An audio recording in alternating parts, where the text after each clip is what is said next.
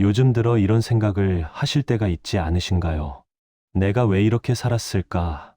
아침에 눈을 뜨면 몸 여기저기가 아픕니다. 무릎이 시큰거리고 허리는 예전 같지 않고 약 먹는 시간이 밥 먹는 시간보다 중요해진 지 오래입니다. 병원에 가면 의사 선생님은 말합니다. 나이가 드시면 어쩔 수 없어요. 그 말을 들을 때마다 가슴 한쪽이 무너지는 기분입니다. 아, 나는 이제 늙었구나.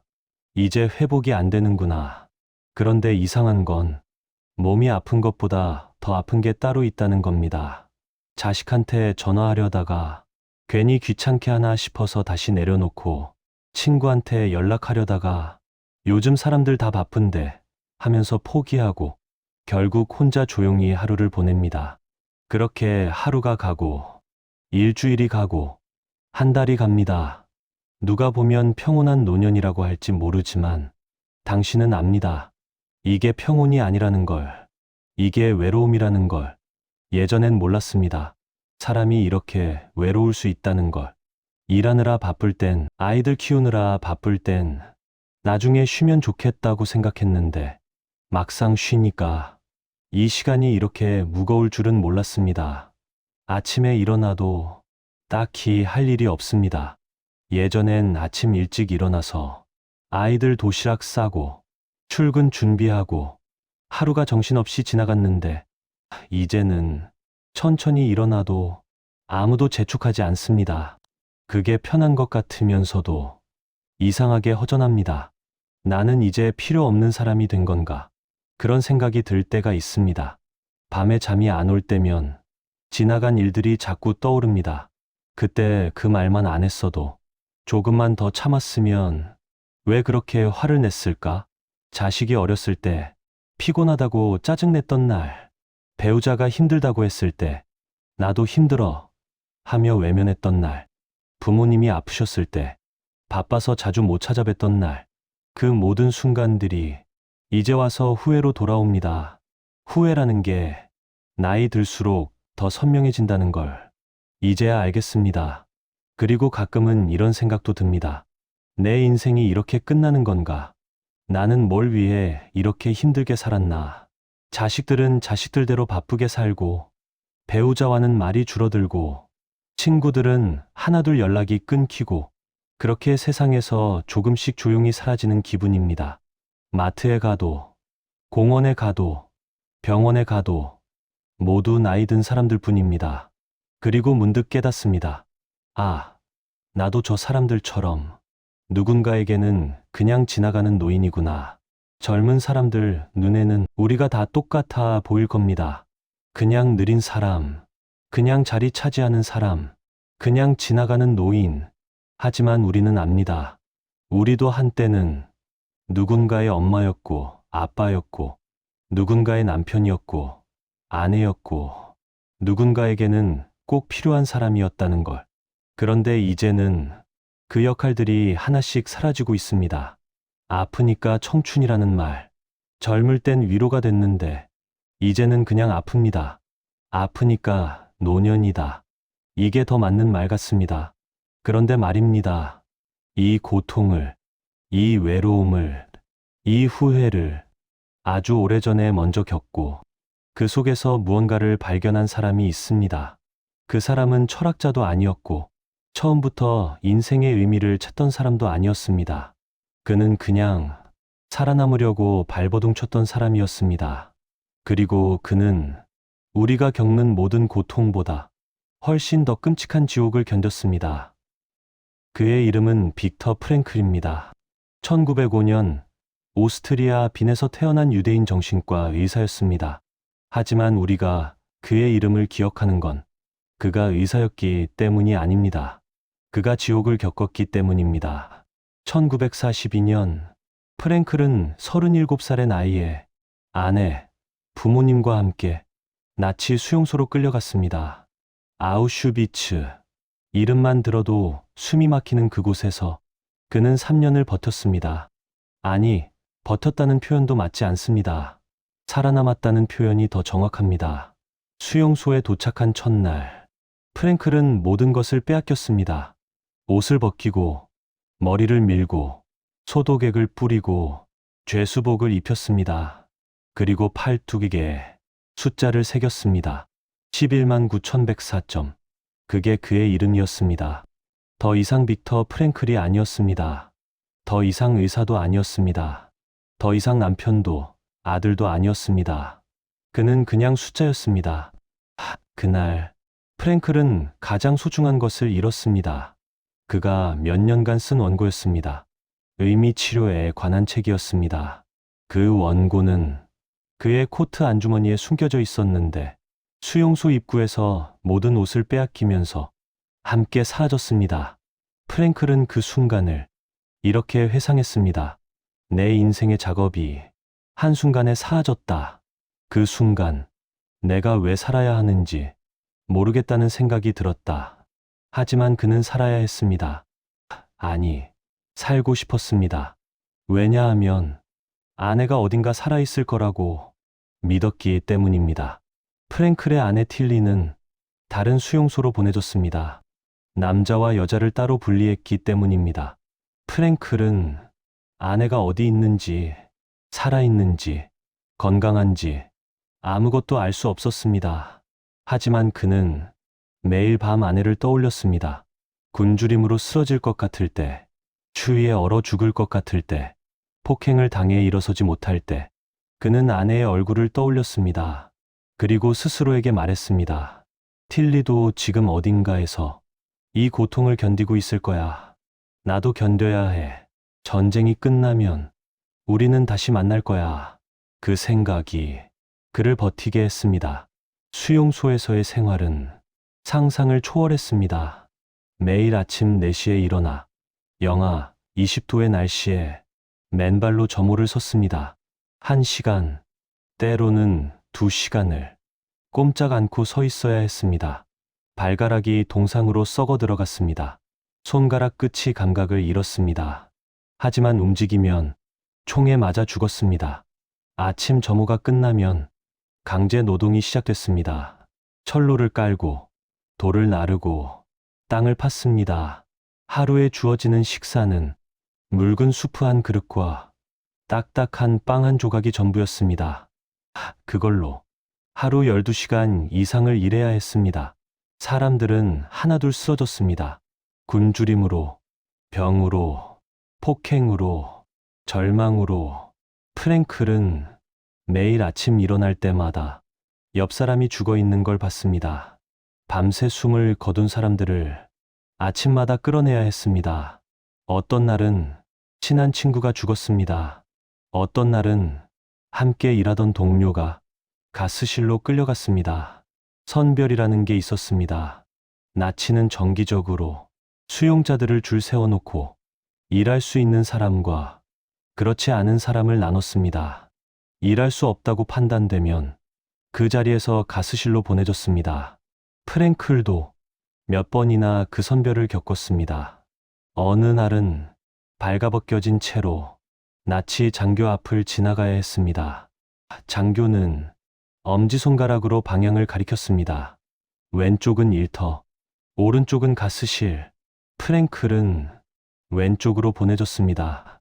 그날 그와 함께 줄을 섰던 친구는 오른쪽으로 보내졌습니다. 프랭클은 그 친구의 마지막 얼굴을 평생 잊을 수 없었습니다. 왜 나는 살고 저 사람은 죽어야 하는가? 그 질문이 그를 괴롭혔습니다. 하지만 동시에 그 질문이 그를 살게 만들었습니다. 나는 왜 살아남았는가? 나는 이 고통을 견디고 무엇을 해야 하는가? 그 질문을 품고 프랭클은 하루하루를 버텼습니다. 그런데 수용소에서 프랭클은 이상한 걸 발견했습니다. 똑같은 지옥 속에서도 어떤 사람은 버티고 어떤 사람은 무너진다는 것을. 굶주림의 정도는 같았고 추위의 정도도 같았고 폭력의 정도도 같았는데 어떤 사람은 끝까지 살아남으려 했고 어떤 사람은 스스로 철조망에 몸을 던졌습니다. 프랭클은 그 차이가 뭔지 알고 싶었습니다. 그래서 그는 사람들을 관찰했습니다. 어떤 사람이 밤에 빵 한 조각을 나눠주는지, 어떤 사람이 동료가 쓰러졌을 때 일으켜 세우는지, 어떤 사람이 포기하지 않고 하루를 버티는지, 그리고 그는 하나의 공통점을 발견했습니다. 살아남은 사람들에게는 이유가 있었습니다. 어떤 사람은 집에 남겨둔 아이를 생각했습니다. 내가 돌아가야 아이가 살 수 있어. 어떤 사람은 다 쓰지 못한 책을 생각했습니다. 이 경험을 세상에 알려야 해. 어떤 사람은 그냥 복수를 생각했습니다. 나는 살아서 이 일을 세상에 알릴 거야. 이유는 다 달랐습니다. 하지만 그들에게는 공통점이 있었습니다. 나는 이것 때문에 오늘을 포기하지 않는다는 명확한 이유가 있었다는 것입니다. 반대로 포기한 사람들은 이렇게 말했습니다. 나는 더 이상 기다릴 사람이 없어. 돌아가도 아무도 없어. 이 고통이 무슨 의미가 있어? 그들은 고통을 견딜 이유를 찾지 못했습니다. 그리고 결국 무너졌습니다. 프랭클은 그 차이를 보며 깨달았습니다. 사람을 죽이는 건 고통이 아니라 무의미함이라는 것을. 고통은 누구에게나 똑같이 찾아옵니다. 하지만 그 고통을 왜 견디는지에 대한 답이 있으면 사람은 어떤 고통도 견딜 수 있다는 것을. 그래서 프랭클은 스스로에게 물었습니다. 나는 왜 이 고통을 견디는가? 그리고 그는 답을 찾았습니다. 나는 이 경험을 세상에 전하기 위해 살아남아야 한다. 그 생각이 그를 3년간 버티게 했습니다. 1945년 4월, 수용소가 해방됐습니다. 프랭클은 뼈만 앙상하게 남은 몸으로 걸어 나왔습니다. 몸무게는 35kg까지 떨어져 있었습니다. 하지만 그는 살아 있었습니다. 그리고 그는 가장 먼저 한 일이 아내를 찾는 것이었습니다. 하지만 아내는 없었습니다. 프랭클이 수용소에서 버틸 수 있었던 유일한 이유였던 아내. 매일 밤 그가 떠올렸던 아내. 전쟁이 끝나면 다시 만날 거라고 믿었던 아내. 틸리는 1945년 2월 수용소 해방 2달 전에 세상을 떠났습니다. 프랭클이 그 소식을 들었을 때 그는 무너졌습니다.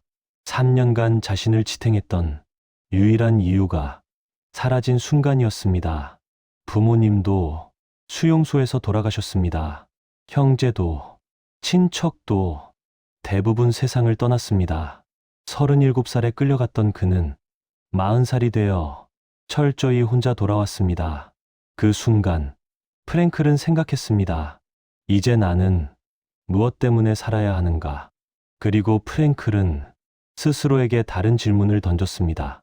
내가 겪은 이 고통이 정말 아무 의미도 없는가? 그는 깨달았습니다. 아내는 세상을 떠났지만 아내 때문에 자신이 살아남았다는 사실은 변하지 않는다는 것을. 부모님은 돌아가셨지만 부모님을 생각하며 버텼던 그 시간이 헛되지 않았다는 것을. 그리고 그는 새로운 이유를 찾았습니다. 나는 이 경험을 세상에 전해야 한다. 나와 같은 고통을 겪는 사람들에게 고통에도 의미가 있다는 걸 알려줘야 한다. 그래서 프랭클은 수용소에서 나온 지 9일 만에 책을 쓰기 시작했습니다. 그리고 9일 만에 책을 완성했습니다. 죽음의 수용소에서. 그 책은 전 세계적으로 1200만 부 이상 팔렸고 지금도 읽히고 있습니다. 그 책에서 프랭클은 이렇게 말했습니다. 고통 그 자체는 의미가 없다. 하지만 우리가 그 고통에 어떻게 반응하느냐에 따라 고통은 의미를 갖게 된다. 이 문장을 처음 들으면 뭔가 철학적이고 어렵게 느껴집니다. 하지만 프랭클이 이 말을 하게 된 순간을 알면 이 문장이 완전히 다르게 들립니다. 수용소에서 프랭클은 매일 밤 죽고 싶었습니다. 손가락은 동상으로 썩어가고 몸무게는 30kg대로 떨어지고 내일 아침 깨어날 수 있을지조차 확신할 수 없었습니다. 그런 어느 날 밤 그는 막사 안에서 한 동료의 이야기를 듣게 됩니다. 그 동료는 나는 이제 아무 의미가 없어. 집에 돌아가도 아무도 없어. 가족도 다 죽었어. 그럼 내가 왜 살아야 해? 라고 말했습니다. 프랭클은 그 사람을 말릴 수 없었습니다. 왜냐하면 그 말이 맞았으니까요. 정말로 돌아갈 곳이 없었고, 정말로 기다리는 사람이 없었고, 정말로 이 고통이 끝나도 아무것도 남지 않을 것 같았으니까요. 그 사람은 며칠 뒤 스스로 목숨을 끊었습니다. 하지만 프랭클은 그날 밤 다른 사람의 이야기도 들었습니다. 그 사람은 이렇게 말했습니다. 내 딸이 기다리고 있어. 아직 어린 딸이 스위스 어딘가에서 나를 기다리고 있어. 나는 반드시 살아서 그 아이를 다시 안아줘야 해. 그 사람의 상황도 똑같이 끔찍했습니다. 굶주림도, 추위도, 폭력도 모두 똑같았습니다. 하지만 그 사람은 버텼습니다. 왜일까요? 고통의 양이 달라서가 아닙니다. 체력이 더 좋아서도 아닙니다. 그 사람에게는 이유가 있었기 때문입니다. 내가 왜 이 고통을 견뎌야 하는가에 대한 명확한 대답이 있었기 때문입니다. 프랭클은 그 순간 깨달았습니다. 고통 자체는 누구에게나 똑같이 찾아온다. 나이가 들면 몸이 아프고, 사람은 떠나가고, 외로움은 찾아온다.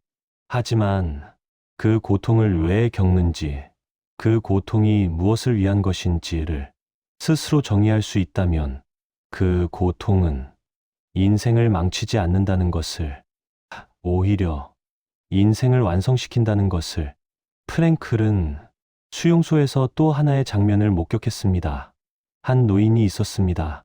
그 노인은 수용소에 오기 전 평생을 함께한 아내를 잃었습니다. 아내는 다른 수용소에서 병으로 세상을 떠났습니다. 그 소식을 들은 노인은 완전히 무너졌습니다. 이제 나는 왜 살아야 하는가? 노인은 더 이상 밥을 먹지 않았습니다. 일도 하지 않았습니다. 그냥 죽기를 기다렸습니다. 프랭클은 그 노인을 찾아가 물었습니다. 만약 당신이 먼저 세상을 떠났다면 부인은 어땠을까요? 노인은 한참을 생각하더니 대답했습니다. 아내는 견디지 못했을 겁니다. 아내는 나보다 약한 사람이었어요. 그러자 프랭클은 말했습니다. 그렇다면 당신이 지금 느끼는 이 고통은 부인이 느꼈을 고통을 대신 짊어진 것입니다. 당신이 대신 아픔으로써 부인은 그 고통을 겪지 않았습니다. 그 말을 듣고 노인은 한참을 울었습니다. 그리고 그는 다시 일어났습니다. 그날 이후 노인은 다시 밥을 먹기 시작했고, 일을 했고, 끝까지 살아남았습니다. 고통은 똑같았습니다. 하지만 그 고통의 의미가 달라진 순간, 노인은 다시 살 이유를 찾았습니다. 그래서 이 말이 우리 나이에 더 깊게 와닿는 겁니다. 젊을 땐 몰랐습니다. 고통이 뭔지, 허리 아픈 게 이렇게 매일 계속될 줄, 무릎 한 번 다치면 평생 불편할 줄, 약을 달고 살게 될 줄 몰랐습니다. 나이 들면 어쩔 수 없다는 말, 이제는 너무 자주 듣습니다. 병원에 가면 의사 선생님도 그렇게 말하고, 약사도 그렇게 말하고, 주변 사람들도 그렇게 말합니다. 그 말을 들을 때마다, 아, 나는 이제 회복이 안 되는구나 하는 생각이 듭니다. 그리고 더 힘든 건 사람이 떠나는 고통입니다.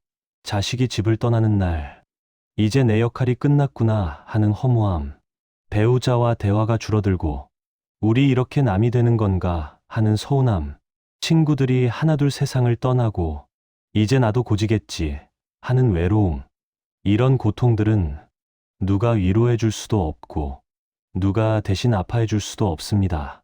그냥 혼자 견뎌야 하는 고통입니다. 그런데 프랭클은 말합니다. 그 고통이 당신을 망가뜨리지 않을 수 있다고. 만약 당신이 나는 왜 이 고통을 견디는가에 대한 당신만의 대답을 찾을 수 있다면 말이죠. 프랭클에게는 그 대답이 있었습니다.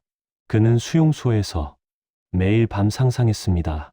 전쟁이 끝나고 자신이 강연장에 서 있는 모습을, 청중들 앞에서 이 경험을 이야기하는 모습을, 고통의 의미에 대해 세상에 전하는 자신의 모습을, 그 상상이 그를 버티게 했습니다. 아내를 다시 만날 수 있을 거라는 희망. 비록 그 희망은 이루어지지 않았지만 이 경험이 헛되지 않을 거라는 믿음.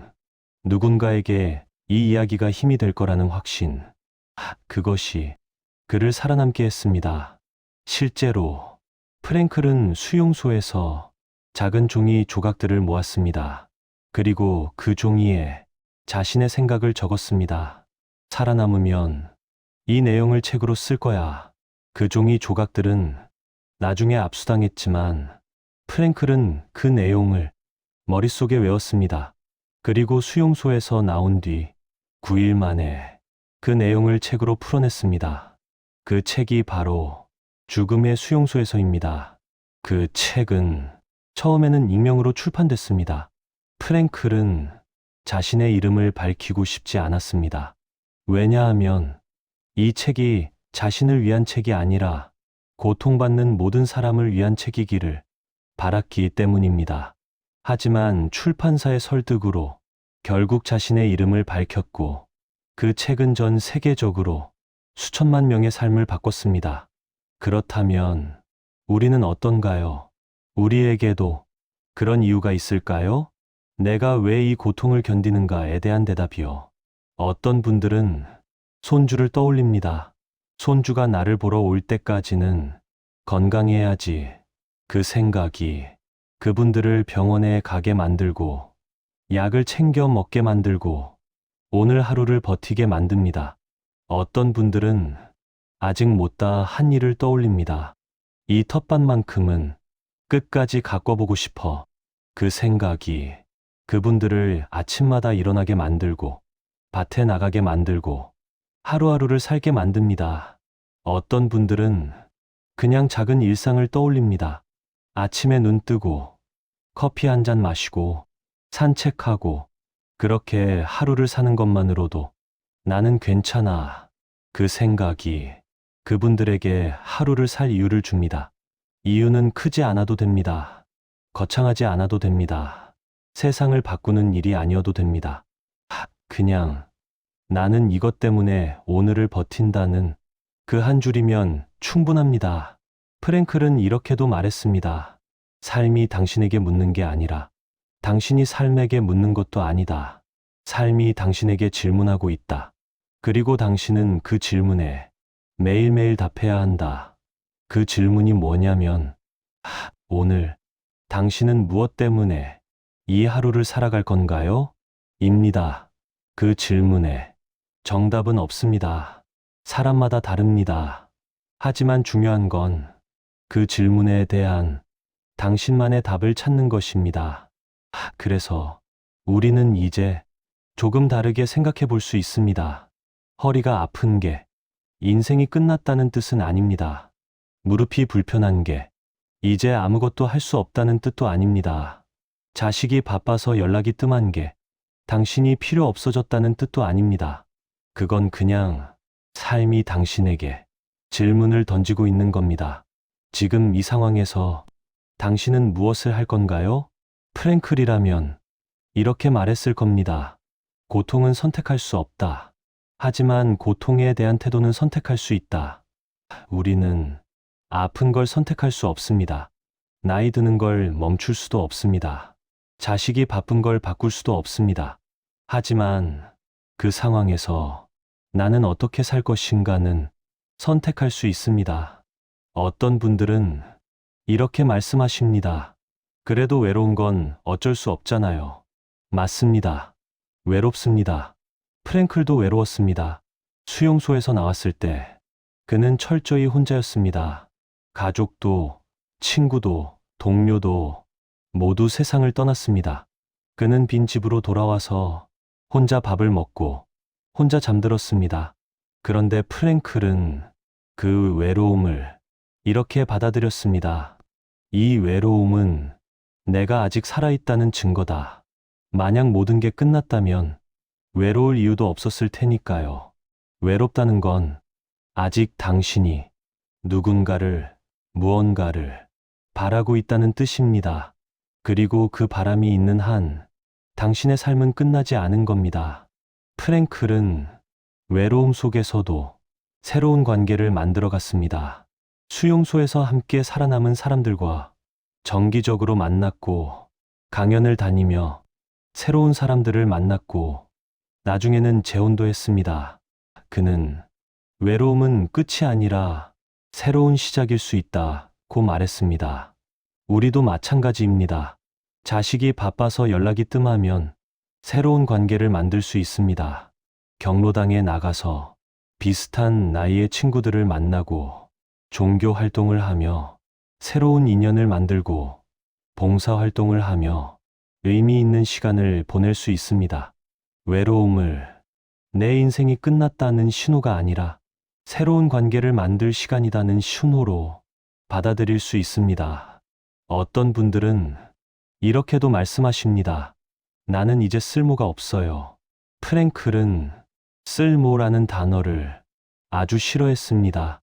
왜냐하면 인간은 쓸모로 평가되는 존재가 아니기 때문입니다. 수용소에서 나치는 사람들을 쓸모로 나눴습니다. 일할 수 있으면 살리고 일할 수 없으면 가스실로 보냈습니다. 하지만 프랭클은 그게 얼마나 잔인한 기준인지 깨달았습니다. 사람은 쓸모 있어서 사는 게 아니라 존재 자체로 의미가 있기 때문에 사는 겁니다. 당신이 지금 당장 누군가에게 뭔가를 해주지 못해도 당신은 여전히 의미가 있습니다. 당신이 숨 쉬고 하루를 살아내고 아침을 맞이하는 것 자체가 의미입니다. 그걸 알아주는 사람이 없어도 그건 변하지 않습니다. 프랭클은 수용소에서 이런 장면을 봤습니다. 한 노인이 있었는데 그 노인은 더 이상 일을 할 수 없었습니다. 몸이 너무 약해져서 삽을 들 수도 없었고 돌을 나를 수도 없었습니다. 나치 장교들은 그 노인을 쓸모없다고 판단했고 가스실로 보내려고 했습니다. 하지만 그 노인은 막사에서 다른 일을 했습니다. 밤마다 젊은 수용자들에게 이야기를 들려줬습니다. 전쟁 전의 삶, 가족 이야기, 희망에 대한 이야기, 그 이야기를 듣고 많은 사람들이 다음 날을 버틸 힘을 얻었습니다. 그 노인은 삽을 들 수는 없었지만 사람들에게 희망을 줄 수 있었습니다. 프랭클은 그 노인을 보며 깨달았습니다. 쓸모는 일을 하는 것만이 아니다. 존재하는 것 자체가 누군가에게는 의미가 될 수 있다. 당신도 마찬가지입니다. 당신이 지금 당장 일을 하지 못해도, 돈을 벌지 못해도, 누군가를 돌보지 못해도 당신의 존재 자체가 누군가에게는 의미입니다. 손주가 할머니, 할아버지 하고 부를 때 그 아이에게 당신은 세상에서 가장 특별한 사람입니다. 배우자가 아침에 당신의 얼굴을 볼 때 그 사람에게 당신은 평생을 함께한 동반자입니다. 자식이 가끔 안부 전화를 할 때 그 사람에게 당신은 여전히 엄마이고 아빠입니다. 당신이 그 역할을 완벽하게 하지 못해도 당신이 거기 있다는 것 자체가 그들에게는 의미입니다. 프랭클은 이런 질문을 던졌습니다. 당신이 지금 죽는다면 세상은 무엇을 잃게 될까요? 거창한 업적이 아니어도 됩니다. 당신이 키우는 화분, 당신이 산책하는 그 공원 벤치, 당신이 가끔 미소 짓는 그 이웃, 그 작은 것들이 당신이 세상에 남기는 흔적입니다. 그리고 그 흔적은 당신이 생각하는 것보다 훨씬 크고 깊습니다. 아마 이 영상을 듣는 당신도 비슷한 경험이 있을 겁니다. 문득 옛날 동네를 지나가다가 여기서 내가 살았었지 하는 생각. 문득 예전 직장 근처를 지나가다가 여기서 내가 일했었지 하는 생각. 그 장소들은 당신이 없어도 그대로 있지만 당신이 거기 있었다는 사실은 변하지 않습니다.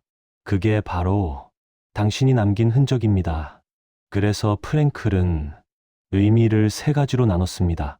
첫 번째는 창조적 의미입니다.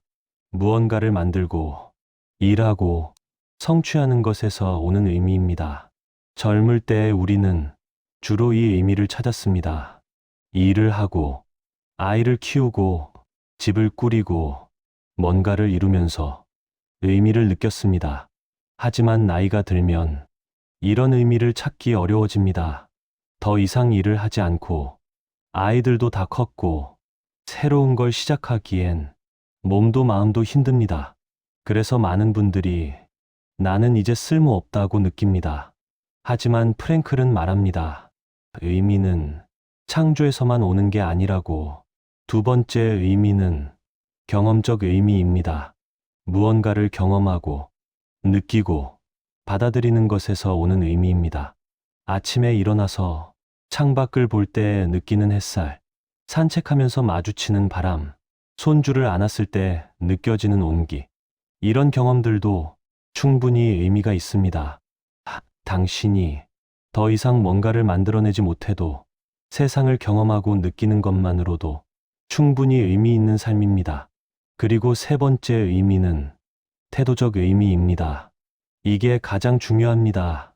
프랭클은 이 의미를 수용소에서 발견했습니다.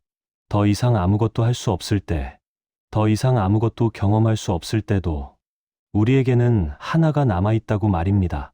그건 바로 태도를 선택하는 것입니다.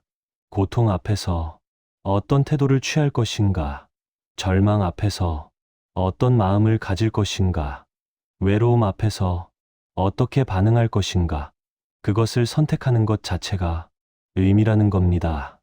프랭클은 이렇게 말했습니다. 인간에게서 모든 것을 빼앗아갈 수 있다. 하지만 단 한 가지, 마지막 남은 인간의 자유만은 빼앗아갈 수 없다. 그것은 바로 주어진 환경에서 자신의 태도를 선택하고 자신의 길을 선택하는 자유다. 나치는 프랭클에게서 모든 걸 빼앗았습니다. 이름, 직업, 가족, 자유, 존엄. 하지만 그들이 빼앗지 못한 게 하나 있었습니다. 프랭클이 이 상황을 어떻게 받아들일 것인가를 선택하는 자유. 프랭클은 그 자유를 끝까지 지켰습니다. 그래서 그는 수용소에서도 인간으로 남을 수 있었습니다. 우리도 마찬가지입니다. 우리는 나이 드는 걸 선택할 수 없습니다. 몸이 아픈 걸 선택할 수 없습니다. 자식이 바쁜 걸 선택할 수 없습니다. 하지만 우리는 그 상황을 어떻게 받아들일 것인가는 선택할 수 있습니다. 나는 이제 쓸모없어 하고 받아들일 수도 있고, 나는 이제 새로운 방식으로 살 거야 하고 받아들일 수도 있습니다. 나는 외로워 하고 받아들일 수도 있고, 나는 이제 나를 위한 시간을 가질 거야 하고 받아들일 수도 있습니다. 나는 아파 하고 받아들일 수도 있고, 그래도 나는 오늘 하루를 살아낼 거야 하고 받아들일 수도 있습니다. 선택은 우리에게 있습니다.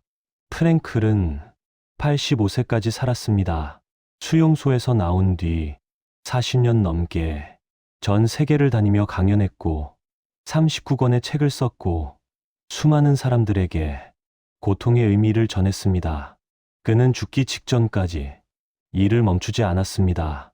80대에도 강연을 다녔고 환자를 만났고 책을 썼습니다. 왜일까요? 그가 일중독자여서가 아닙니다. 그가 특별해서도 아닙니다. 그는 단지 자신의 고통이 헛되지 않기를 바랐던 겁니다. 자신이 겪은 그 지옥이 누군가에게는 희망이 될 수 있기를 바랐던 겁니다. 그리고 실제로 그는 그렇게 했습니다. 프랭클이 강연에서 자주 했던 이야기가 있습니다. 어느 날 한 여성이 그를 찾아왔습니다. 그 여성은 우울증으로 수년간 고생하다가 자살을 시도했었습니다. 하지만 실패했고 병원에서 프랭클의 책을 읽게 됐습니다. 그 여성은 프랭클에게 이렇게 말했습니다. 당신의 책을 읽고 저는 깨달았어요. 제 고통에도 의미가 있을 수 있다는 걸. 그래서 저는 이제 우울증을 겪는 사람들을 돕는 상담사가 됐어요. 프랭클은 그 이야기를 들으며 울었습니다. 왜냐하면 자신이 겪은 고통이 정말로 누군가에게 의미가 됐다는 걸 확인했기 때문입니다. 그는 이렇게 말했습니다. 내가 수용소에서 겪은 모든 고통, 아내를 잃은 고통, 부모님을 잃은 고통, 그 모든 것이 이 순간을 위한 것이었다면 나는 기꺼이 다시 그 고통을 겪을 수 있다. 이제 이 이야기를 마무리할 시간입니다. 당신은 아마 이 영상을 들으며 여러 생각을 하셨을 겁니다. 나도 그렇게 살 수 있을까? 나에게도 그런 이유가 있을까? 나는 뭘 위해 이 고통을 견디는 걸까? 프랭클은 그 질문에 대한 정답을 제시하지 않았습니다. 왜냐하면 그 답은 각자가 찾아야 하는 것이기 때문입니다. 하지만 그는 이것만은 확실히 말했습니다. 고통이 인생을 망치는 게 아니라 무의미함이 인생을 망친다. 우리가 정말 견디기 힘든 건 고통 그 자체가 아닙니다. 이 고통이 대체 왜 나한테 온 거야 라는 무의미함입니다. 내가 뭘 잘못해서 이렇게 된 거야 라는 억울함입니다.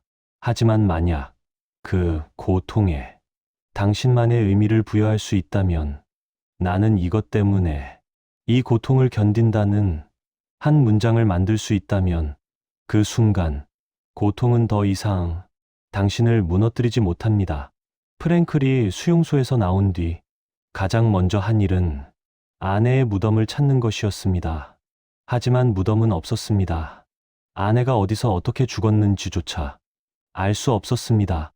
그는 그날 한없이 울었습니다. 하지만 그는 포기하지 않았습니다. 그는 자신의 고통을 세상의 고통으로 바꿨습니다. 자신이 겪은 아픔을 다른 사람의 위로로 바꿨습니다. 그리고 그렇게 그는 끝까지 살아냈습니다. 당신도 지금 이 순간 많은 것을 견디고 계십니다. 아픈 몸, 외로운 마음, 후회스러운 기억들. 하지만 그것들이 당신을 망가뜨리지는 않을 겁니다. 왜냐하면 당신은 아직 여기 있으니까요. 아직 숨 쉬고, 아직 하루를 살아내고, 아직 누군가를 생각하고 있으니까요. 그리고 그것이 당신이 아직 끝나지 않았다는 증거입니다. 프랭클은 말했습니다. 인생은 어떤 상황에서도 의미를 가질 수 있다. 당신의 인생도 마찬가지입니다. 지금이 힘들어도, 지금이 외로워도, 지금이 아파도 그 모든 순간이 의미를 가질 수 있습니다. 당신이 그 의미를 정의하는 순간 그렇게 됩니다. 그러니 오늘 하루도 그냥 견디는 하루가 아니라 나는 이것 때문에 오늘을 산다는 당신만의 이유가 있는 하루이기를 바랍니다. 그 이유가 작아도 괜찮습니다. 보잘것없어도 괜찮습니다.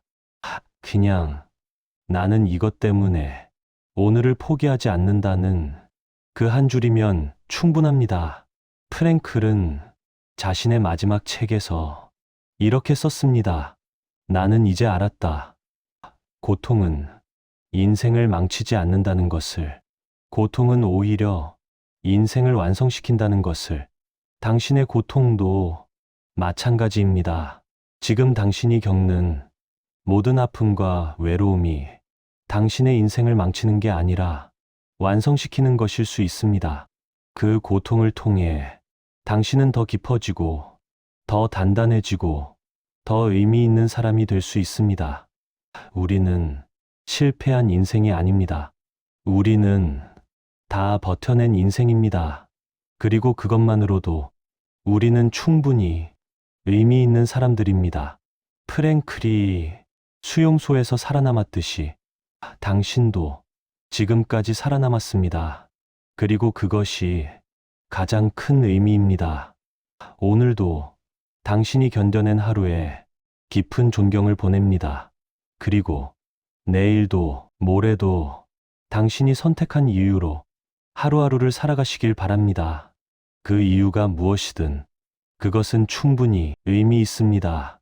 왜냐하면 그것은 당신의 이유이니까요.